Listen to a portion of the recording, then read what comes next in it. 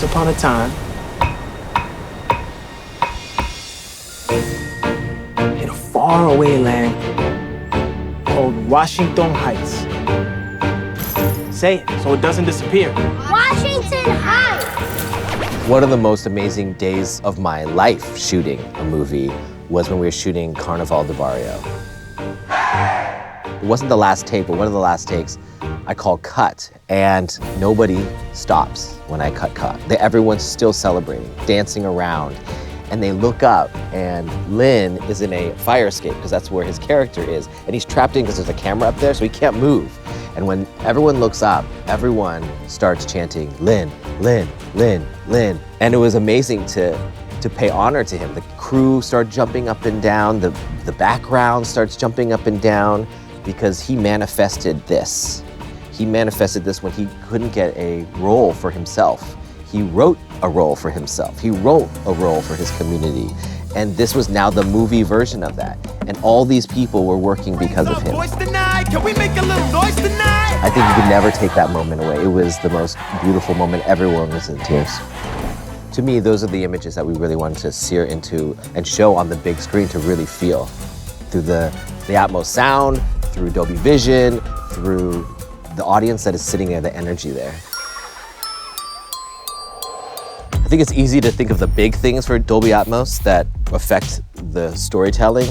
96,000 when we're at the pool. There's so many layers. And remember, this is a musical. So we're dealing with vocals from the lyrics that you have to understand. You're dealing with real life things like pool water that's happening. You're dealing with crowd that's cheering and screaming.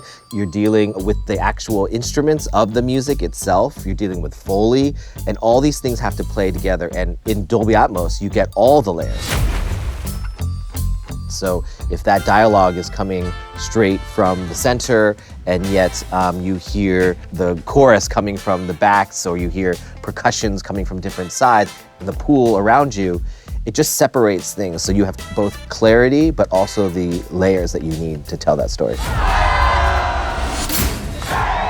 I recognize the power as a storyteller to utilize those tools, and I know that the audience, whether they realize it or not, are getting a much better experience and will get the story more directly. Dolby was always the brand of excellence.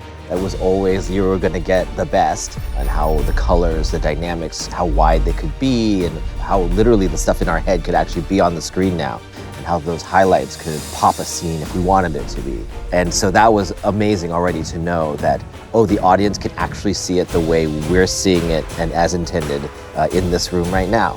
And so to see it on this screen, it was just such a relief. That is everything that we wanted in this movie. And only Dolby Vision and Dolby Atmos is that possible. Where I know that when I send my family to that theater, they're gonna get the experience that I want them to, and to know that there's a guarantee in that is everything for me.